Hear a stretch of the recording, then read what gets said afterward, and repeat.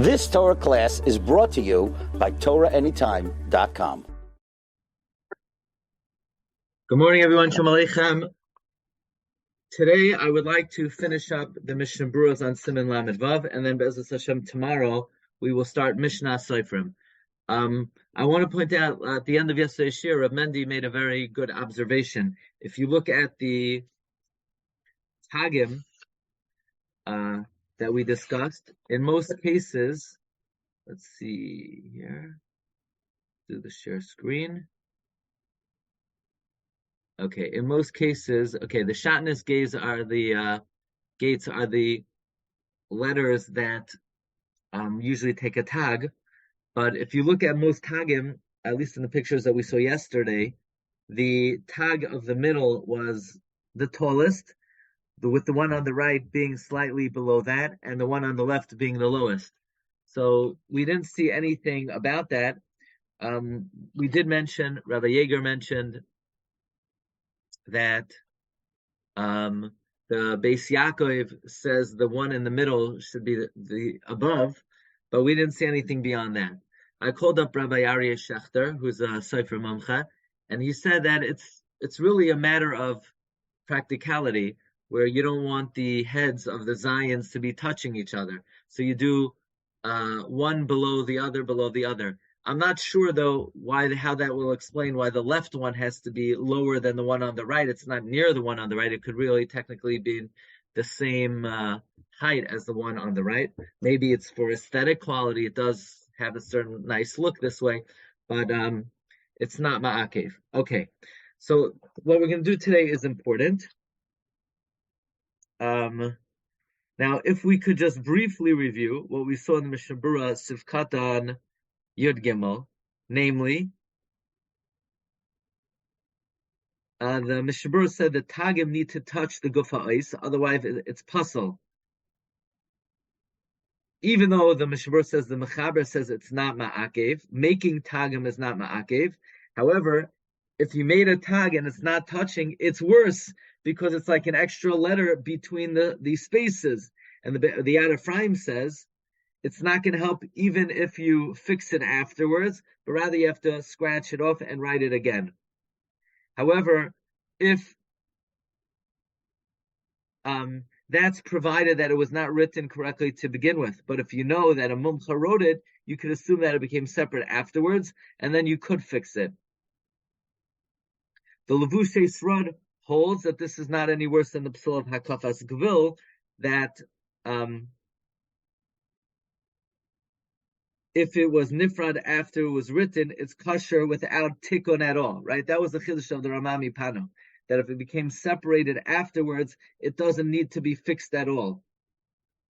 So Mamela, if it was not touching in the beginning, it does help to fix it, and if it's not touching afterwards, it would not be needed to be fixed. However, the Mishna Berura concluded, like the Yad Ephraim, that if it became disattached afterwards, you would need to fix it. So this is important, because that means, again, like we mentioned yesterday, if you have a Sefer Torah that the Tagim are no longer connected, there is a dea that even according to those who hold that you need Tagim, but if it became disattached afterwards, it would not be a problem. Let's see the Mishna Berura today in Sivkatan Tezvav. Says the Mishna Berura, Loi Pasal, V'habach Poisel B'zeh. The Bach pasels if you don't have Tagim. V'gam hagra b'biura miyashev l'kol echad min hashitos. The Gra also explains both opinions why it would be pasel. Umevi harbe poskim the machmir b'zeh, and he brings many poskim that are machmer. Al kein mehanochin ma'oid lochash l'zeh. Therefore, it is very correct to be choishesh for the opinion of the Bach that it's pasal, and l'saknem acher kach, and to fix it at least afterwards. V'tikon mahani afilu b'tfilin mezuzos. Fixing will help even by tfilin mezuzos. V'loi havi b'zeh shaloi kesidron. The b'loi hatagin nami tzuras aleha. The reason why it's not an issue of shaloi kesidron is because even without the tagim, it still has the tzuras ha'ois. V'da'oid. The The Mechaber is talking about where you made the top of the letter properly. You're just missing the Tagim. Let's say you did like in diagram 3, where you made, instead of the top of the shin square, you made it round. The Beis Yosef is masha, you cannot even be makel b'diavad if you pir sha'im. I guess the shaila would be to fix it afterwards. Does a rounded head have the tzura sa'if? B'tzarchin l'maisa ki l'chara l'harambam yesh l'haka b'chal gavni. It's a tzarchin l'maisa because according to the Rambam, you can be makel in all situations. Ayin b'bir hagra. Look in the Bir Hagra de l'harambam. Like Ari HaGemara Klal B'Tfilin Rak B'Mezuzah. Look in the Bir Hagra that according to the Rambam, the Gemara is not talking at all about Tfilin, only about Mezuzah, Svalila Inyan Eagle, and it's not talking about rounded Vam Shacha, Achla Inyan Tagin Mamish, only regarding the Tagin V'Rak L'Chadchila. Kasa B'Sefer Igeras Hatil.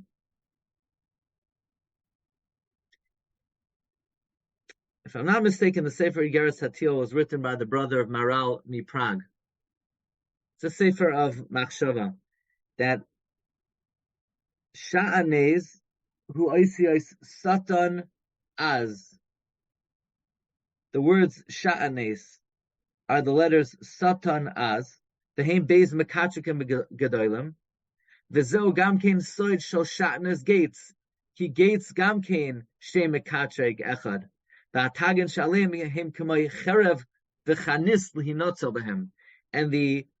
the lines on top, the crowns on top, are some sort of sword and spear to be saved from them. So that's the inyan of the Tagim on top of the letters. The bottom line is, the Mechaber holds that if you didn't make Tagim, not puzzle. The Bach holds, if you didn't make Tagim, it is puzzle. What if you made Tagim and they're not attached anymore? So then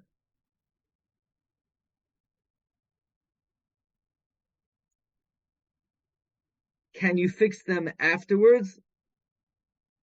So if they were never written correctly to begin with, they have to be scraped off. In other words, if they were never written correctly to begin with, they have to be scraped off and written again. Even according to the Mechaber, that you don't even need them, but if they were written improperly to begin with, it's like an extra letter in the middle of the line. How about if they were written correctly to begin with, and now they're cut off? Then the Ramami Pano holds it's kosher. If it became disattached afterwards, it's kosher. And according to the Yad Ephraim, you would have to fix it after the fact. Okay, Rabbi Glatstein, have a wonderful day. Tomorrow we're going to start the new limud. So maybe tell your friends, your neighbors, your associates, your enemies, your relatives, whoever you want to tell about the new limud. Mishna Seif, how to write the letters of the Sefer Torah.